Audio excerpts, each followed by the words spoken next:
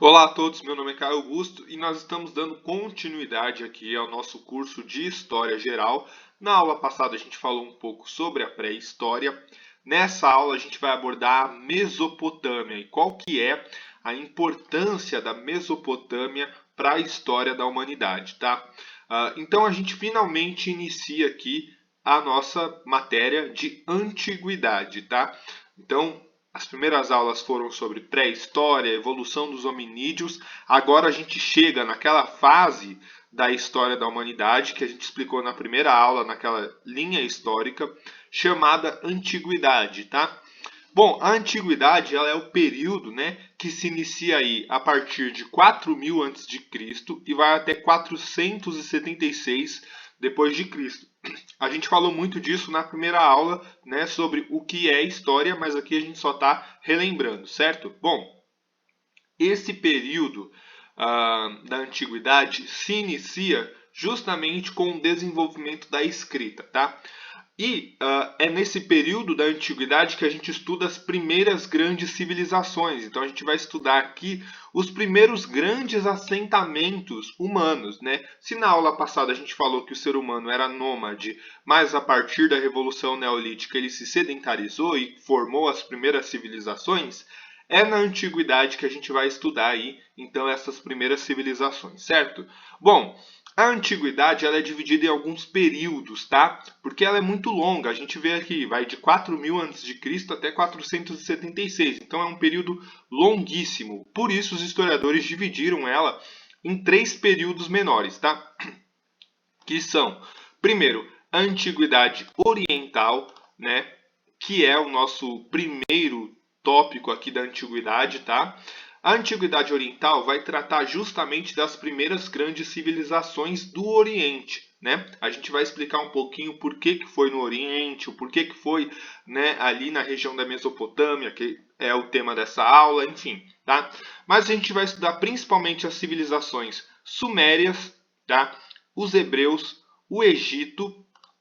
Então aqui, ó, sumérios, Egito, os hebreus, os persas e a Babilônia, tá? Esses são os povos principais aí que a gente estuda na antiguidade oriental, que trata justamente dessas primeiras grandes civilizações aí a partir da Revolução Neolítica, tá?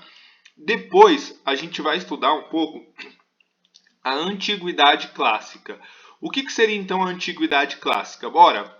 Vai tratar de dois povos muito específicos e muito importantes, que são os gregos e os romanos, tá? Então, esses povos gregos e romanos que desenvolvem características novas, diferentes da antiguidade oriental, em especial o modo de produção escravista, que a gente vai tratar nas próximas aulas, quando a gente estuda gregos e romanos, a gente está estudando então a antiguidade clássica, certo? Por fim, a gente tem a antiguidade tardia. Esse é um conceito novo na historiografia, tá? Mas muitos vestibulares e provas já adotam esse conceito, que é o período justamente do desenvolvimento do cristianismo, ali no finalzinho do Império Romano, quando a gente está naquele processo de transformações e o cristianismo está crescendo, está se desenvolvendo, né? As suas relações com o Império Romano são fortes e, portanto, esse período da história que os historiadores colocam entre o século III e o século VI ou VII, a gente chama de antiguidade tardia, certo? Beleza.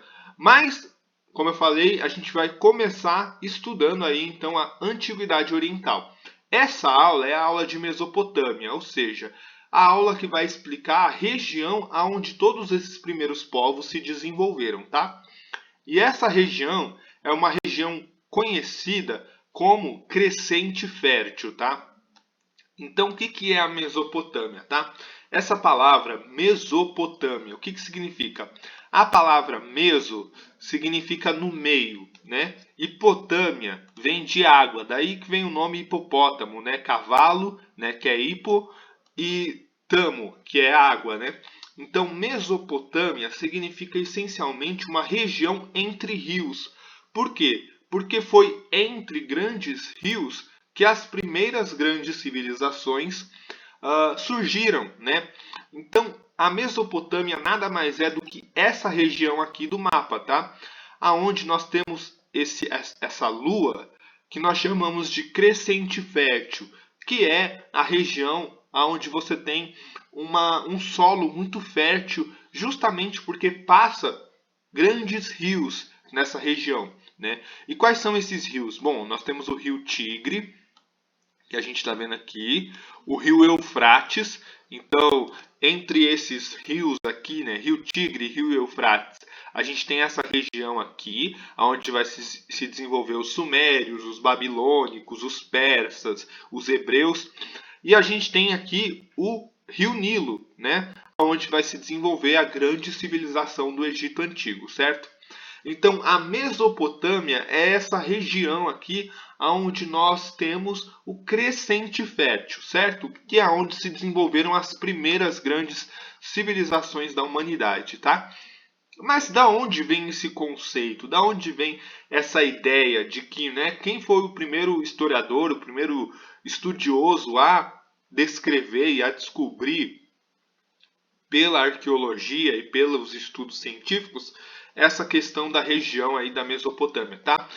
Essas ideias surgem a partir dos escritos, né, de um historiador chamado Gordon Childe, tá? Aquela ideia que a gente estudou na aula passada de revolução neolítica, né, desenvolvimento da agricultura, tudo isso, essa ideia de revolução neolítica, surge com esse sujeito chamado Gordon Childe, tá? Gordon Childe foi um historiador do século XX, né, arqueólogo também, estudou muito arqueologia, fez escavações, e ele vai escrever um texto chamado Revolução Urbana, tá? E nesse texto chamado Revolução Urbana é que ele vai desenvolver aquela tese, aquela teoria que é comprovada cientificamente pela arqueologia, de que os primeiros assentamentos humanos se deu a partir da Revolução agrária. A partir do momento que o ser humano, lá 10 mil anos antes de Cristo, desenvolve a agricultura e a pecuária e passa a produzir o seu próprio alimento,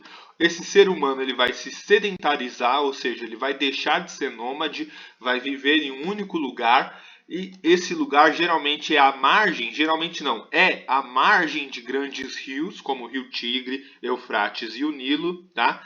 E a margem desses rios é que ele vai desenvolver as primeiras grandes civilizações, vai desenvolver o Estado, vai desenvolver as classes sociais e vai desenvolver aí as primeiras grandes civilizações. Por que tem que ser entre rios, Caio? Ora, porque o solo próximo dos rios é um solo mais fértil para a agricultura, né? Sem esse solo fértil é impossível o ser humano conseguir plantar, conseguir produzir o suficiente. Então é por isso que os primeiros grandes assentamentos vão se dar aí naquela região do crescente fértil da Mesopotâmia, certo? Bom, a gente precisa explicar um outro conceito fundamental aqui, que é o conceito de modo de produção, né, o modo de produção asiático. Por quê? A partir da Revolução Neolítica, a gente tem o início dos modos de produção. O que seria, então, um modo de produção? Tá? Só para vocês entenderem. Tá? O conceito de modo de produção surge a partir dos escritos de Karl Marx e Friedrich Engels. O que Karl Marx e Friedrich Engels vão dizer? Eles vão desenvolver uma forma de estudar a história chamada materialismo histórico dialético. Tá? O Karl Marx e o Friedrich Engels, eles são fundamentais na história. Tá? Embora eles sejam filósofos e filósofos políticos que falam lá do comunismo, etc., eles são cientistas e também contribuíram muito para a historiografia. E eles vão trazer essa ideia do materialismo histórico dialético. O que é isso? Materialismo histórico dialético é uma forma de se estudar a história da humanidade, né? E como que ele funciona? Você estuda, você entende primeiro a forma como a sociedade produz os bens materiais para sua sobrevivência, ou seja, a economia.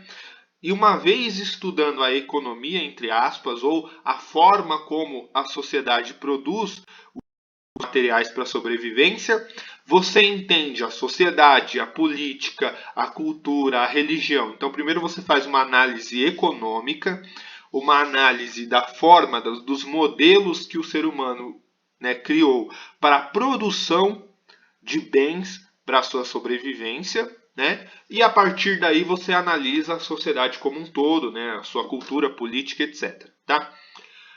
A partir daí, a partir dessa ideia do materialismo histórico, surge o conceito de modo de produção. O que seria o modo de produção? Ora, é justamente a forma, né, o sistema com a qual o ser humano produz toda a sua riqueza, produz todos os bens materiais para a sua sobrevivência. Tá? E para o Karl Marx e o Friedrich Engels, né, a história da humanidade nada mais é do que uma sucessão de modos de produção. Então você tem uma sucessão, né, uma sequência de modos de produção que vão fazendo com que a história da humanidade aconteça, certo? Então quais seriam então esses modos de produção? Vamos lá. Primeiro, na pré-história, né, naquele período que a gente estudou na pré-história, especialmente no período paleolítico, a gente vai ter o comunismo primitivo, que é o quê? Aquele sistema de caça e coleta onde o ser humano ele apenas caça os animais e coleta os frutos, mas ele não produz o seu próprio alimento, né? A partir da Revolução Neolítica, ou seja, do momento em que o ser humano consegue produzir o seu próprio alimento, a gente tem a mudança desse comunismo primitivo para um outro modo de produção, que é o modo de produção asiático. É esse modo de produção asiático que vai ser o modo de produção comum entre todas essas sociedades aqui, ó. Entre todas essas sociedades que a gente citou, os hebreus, os sumérios, os persas, o Egito Antigo e a Babilônia, tá? A antiguidade oriental, ela é marcada pelo modo de produção asiático. A antiguidade clássica já é o modo de produção escravista que a gente vai trabalhar com detalhes quando a gente chegar na aula de gregos e de romanos. Mas todos esses povos aqui, hebreus, sumérios, persas, Egito e babilônicos, eles estão dentro desse contexto, eles estão regidos pelo modo de produção asiático, tá? Depois do modo de produção asiático, a gente vai ter o modo de produção escravista, que eu não vou entrar em detalhes aqui nessa aula, porque a gente vai ter uma aula para cada um dos modos de produção. Depois a gente tem o modo de produção feudal, o modo de produção capitalista, que é o que a gente tem, e na teoria do Marx e do Engels, né, a sociedade ela iria chegar no modo de produção socialista. De fato, isso aconteceu lá com a Revolução Russa e o socialismo real. E o último estágio, que nunca aconteceu na história, tá? Que fique bem claro, é o comunismo, né? Onde não teria mais a existência do Estado e nem das classes sociais, certo? O comunismo ainda não existe, ainda não atingiu, nenhuma sociedade na história da humanidade atingiu o comunismo.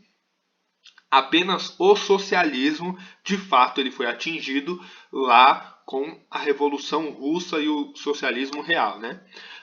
Então, para o Marx e o Engels, a história da humanidade é uma sucessão de modos de produção e todos os povos, todos os recortes que a gente tem da história estão dentro desses contextos de modo de produção. Então, quando a gente fala de Idade Média, a gente está falando do feudalismo. Quando a gente fala de gregos e romanos, a gente está falando do modo de produção escravista. Quando a gente aborda, por exemplo, a Revolução Industrial, Primeira Guerra Mundial, Segunda Guerra Mundial, são questões referentes ao capitalismo. Quando a gente aborda a Guerra Fria, a gente está falando também do socialismo. Então, a história da humanidade passa por esses modos de produção, ou seja, essas formas que o ser humano encontrou para produzir o seu alimento, para produzir os seus bens e sobreviver, tá? Ok, entendemos tudo isso, agora vamos ver o que é o modo de produção asiático, tá? Quais são as características desse modo de produção asiático, certo? Bom, o comunismo primitivo a gente já viu na aula passada, né? O ser humano só caça, só coleta, não produz o seu próprio alimento. Ele vive em comunidades pequenas, de no máximo 100 indivíduos, e a divisão do trabalho é uma divisão baseada no gênero. né? Agora, com o modo de produção asiático, nós temos algumas diferenças, tá? Vamos lá. Primeiro, o modo de produção asiático, ele é marcado por sociedades agrícolas, né? Ou seja, a partir do momento que o ser humano passa a produzir o seu próprio alimento, ele vai desenvolver sociedades que se sustentam na base da agricultura, tá? A agricultura vai ser fundamental aí para o sustento dessas sociedades. E eles vão produzir exatamente o que, Caio? Principalmente trigo, cevada e centeio, tá? Essa é a base da alimentação desses povos. Tem a produção de frutos, tem a produção de, enfim, legumes, por exemplo, tem, mas é muito pequena, tá? É bem pequenininha, né? Não corresponde aí à base da alimentação. Basicamente, esses povos da Antiguidade Oriental se alimentam de trigo, cevada e centeio. Essa é a base da alimentação, tá? Em forma de pão, né? Como a gente vê, né? Esse trigo, essa cevada, esse centeio é usado para produzir pães, né? Então, o pão aí é um dos alimentos mais antigos da humanidade, tá? O modo de produção asiático também vai se caracterizar por sociedades que os historiadores vão chamar de sociedades hidráulicas. Caio, que maluquice é essa? O que é sociedade hidráulica? Para mim, hidráulico tem a ver com carro. Vamos lá, vamos entender.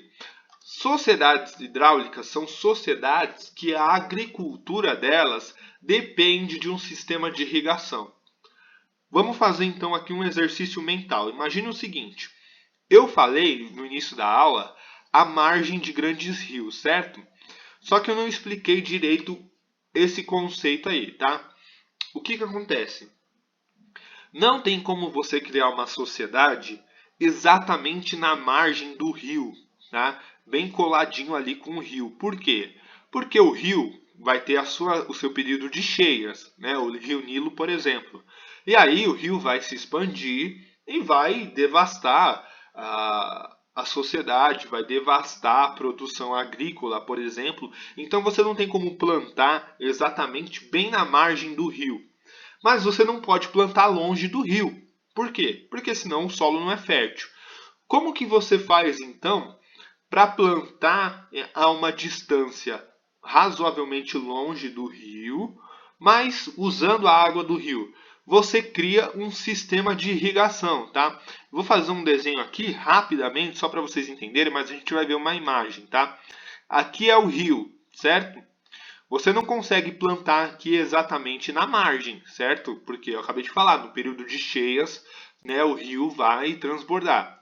Mas o que você pode fazer? Você cria um sistema de irrigação, ou seja, você faz um desvio desse rio, faz com que esse rio se desvie para outras regiões. E aí você consegue controlar esse rio, né, e fazer espécie de quadrados. E aí dentro desses quadrados você tem a produção agrícola, tá? Por quê? Porque aqui você controlou o fluxo do rio, você fez com que aquele rio fizesse um pequeno canal, que não é do mesmo tamanho que o rio e portanto não vai encher. E aí você consegue ter uma produção agrícola, tá? Vamos ver uma pintura que ilustra isso?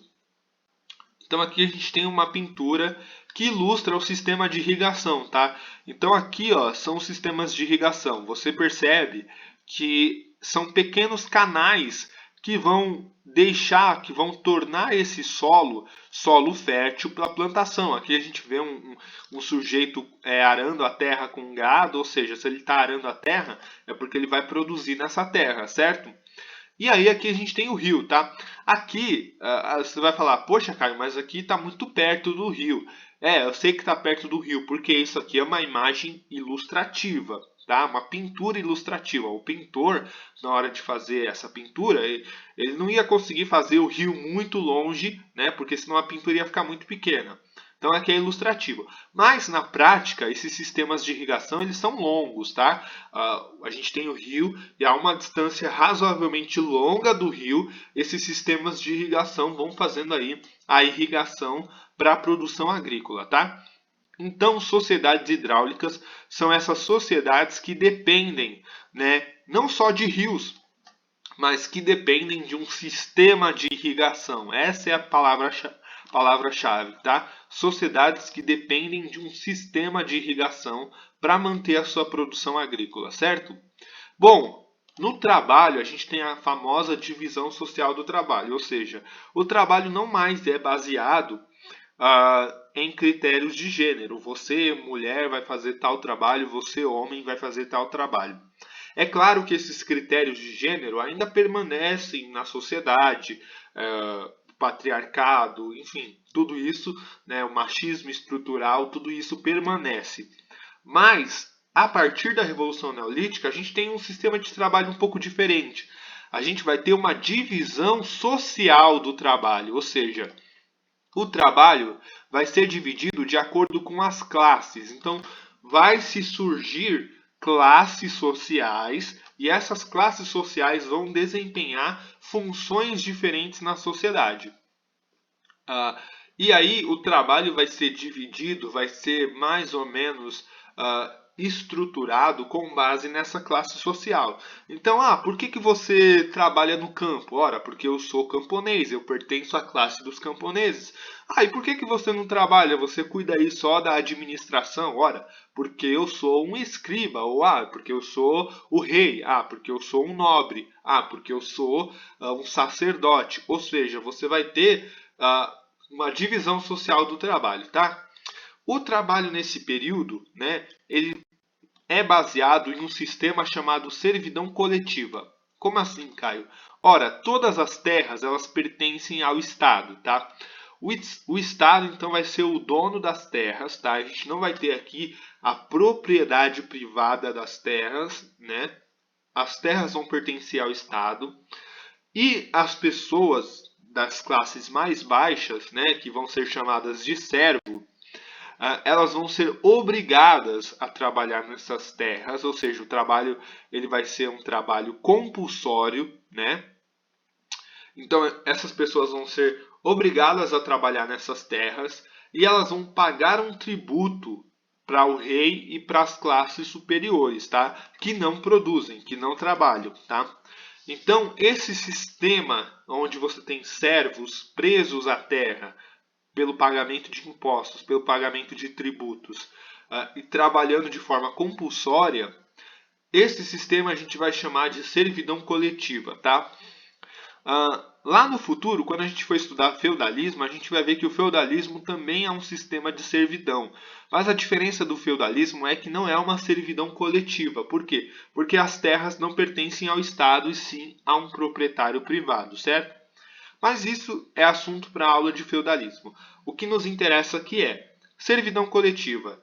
Um grupo de pessoas trabalhando obrigatoriamente nas terras que pertencem ao Estado e devendo pagar a esse Estado tributos, certo?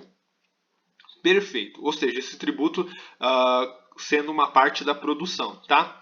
Com isso, a gente vai ter o desenvolvimento, como eu falei aqui, de classes sociais, tá? Esse sistema que eu vou mostrar para vocês é um sistema geral, tá? Porque cada sociedade vai ter aí as suas classes específicas, tá? Mas, de um modo geral, todas aquelas sociedades do Antigo Oriente Próximo, da Antiguidade Oriental, vão seguir mais ou menos essa linha, tá? A gente tem lá no final os escravos, e aqui nós precisamos fazer uma distinção muito importante, tá? Qual é a diferença de escravos e servos? Bom, vamos lá. O escravo ele é propriedade privada de um senhor, tá? Ele pode ser vendido, ele pode ser trocado, tá? Então o escravo ele é como se fosse um bem, ele é uma propriedade privada. O servo ele não é um bem, ele não é uma propriedade privada. Ele está preso à terra de alguma forma, ele está preso à terra, ele não pode sair daquela terra. Só que ele não é um bem, ele não é uma propriedade privada, certo? Então vamos lá. Na base a gente vai ter os escravos, certo? Os escravos vão ser a base da sociedade, das sociedades do Antigo Oriente Próximo. Lá no finalzinho, né? Mas eles vão constituir uma margem muito pequena, tá? Da sociedade. O grosso da sociedade vão ser os servos, tá? Os servos vão ser a base mesmo, né, do trabalho na Antiguidade Oriental. Depois a gente vai ter uma classe de militares. Esses militares não produzem, eles não trabalham, mas eles são responsáveis pela defesa do território e das terras produtivas. Depois a gente vai ter a classe dos escribas, ou seja, aqueles que sabem ler e escrever e vão escrever as leis e vão trabalhar na administração e na burocracia do Estado. Quase no topo a gente tem a classe dos sacerdotes, a gente já vai entender o porquê.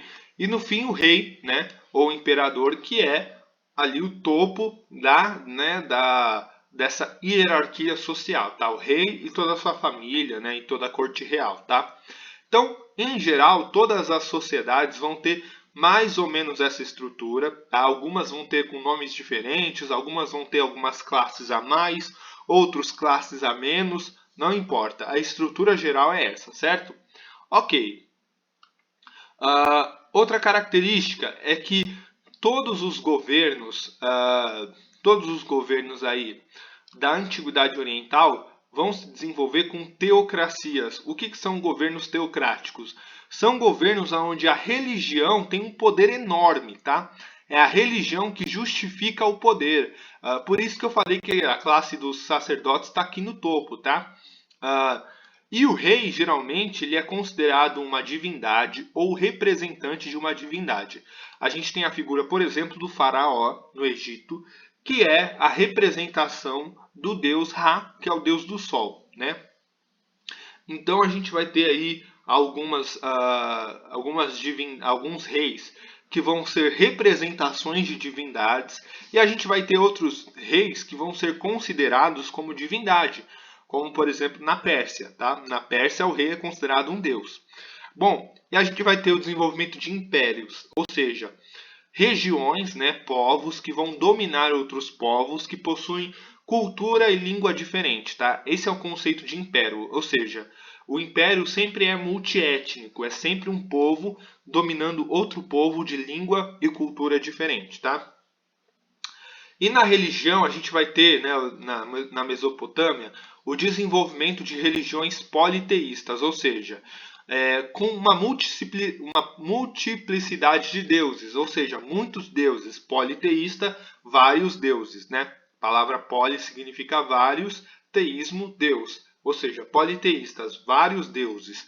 Com exceção dos hebreus, né, que a gente vai estudar mais para frente, que vão desenvolver uma religião monoteísta, ou seja, com a adoração a um único Deus, tá? Então, como eu falei, na religião a gente vai ter aí muitos povos, né, egípcios, persas, babilônicos, sumérios, desenvolvendo politeísmos, vários deuses, e os hebreus desenvolvendo aí o monoteísmo, tá? Então, essas são as características gerais aí da Mesopotâmia, do modo de produção asiático, tá? E é isso que vai dar a base, o fundamento para a gente estudar aí as outras civilizações que a gente vai ver nas próximas aulas. Espero que vocês tenham gostado. Até a próxima. Abraços!